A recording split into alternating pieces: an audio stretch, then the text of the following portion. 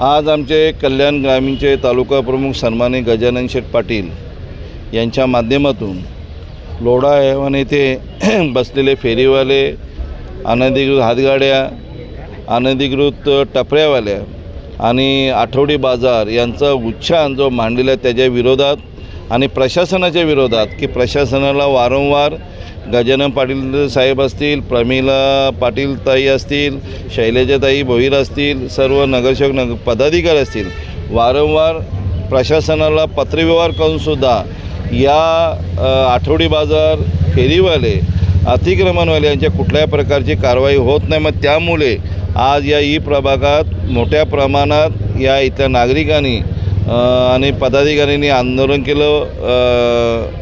ठिय्या आंदोलन करायचं होतं, याप्रमाणे आंदोलन केलेले आहे। आणि त्याचप्रमाणे आज इथले प्रभाग क्षेत्र अधिकाऱ्यांनी आम्हाला आश्वासित केलेलं आहे की आजपासूनच फेरीवाले असतील, आठवडा बाजार असतील यांच्या कारवाई केली जाईल। आठवडा बाजार हा कायमचा बंद केला जाईल असा आम्हाला इथे शब्द दिलेला आहे आणि तो शब्दाला मान देऊन आम्ही आजचं आंदोलन माघार घेत आहोत। आणि इथले जे अधिकारी, खालचे जे अधिकारी असे त्यांनी जे फेरीवाल्यांना मदत करत असतात त्यांच्यावर पण कारवाई करावी, त्यांना ते तातडीने बदली करावी अशी आम्ही मागणी केली आणि त्या मागणीला उत्स्फूर्त असा पाठिंबा दिलेला वार्ड ऑफिसरनी। आणि मग त्यामुळे आमचा फक्त आजचा जो आंदोलन आहे आम्ही तो स्थगित केलेला आहे। मगाशी गजानन पाटील साहेबांनी सांगितलं की अजून याच्यावर शिवसेना उतरलेली नाही, पण याच्या पुढच्या काळात जर हे फेरीवाले मुक्त झाला नाही, आठवडा बाजार मुक्त झाला नाही तर शिवसेना पक्षाच्या वतीने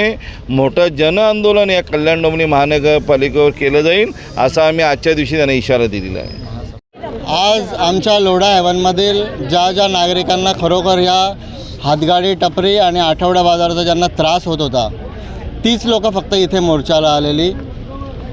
15 दिवसापूर्वी आमच्या सन्माननीय संसदरत्न खासदार डॉक्टर श्रीकांत शिंदे साहेबांनी महानगरपालिकेच्या आयुक्तांना कडक शब्दात सूचना दिलेल्या होत्या की जर तुम्ही हे सगळे आठवडा बाजार जे पूर्ण महानगरपालिका हद्दीत आहेत ते हे बंदच झाले पाहिजेत। आणि तरीसुद्धा ह्या महानगरपालिका प्रशासनाला त्याचा काही फरक पडला नाही, म्हणून आम्ही हा लोढा हैवानच्या फक्त नागरिकांमधून जो संताप होता तितक्याच लोकांना इथे घेऊन आलो। आजपर्यंत आम्ही कुठल्याही शिवसेनाची ताकद या मोर्चाला लावलेली नाही आहे। तर मी इतकंच सांगेन कल्याण डोंबिवली महानगरपालिका प्रशासनाला, जर तुम्ही याच्यावरती आत्तापासून जर कारवाई नाही केली तर याच्यापुढे पूर्ण शिवसेना ताकदीने या आंदोलनामध्ये उतरेल, रस्त्यावर येईल।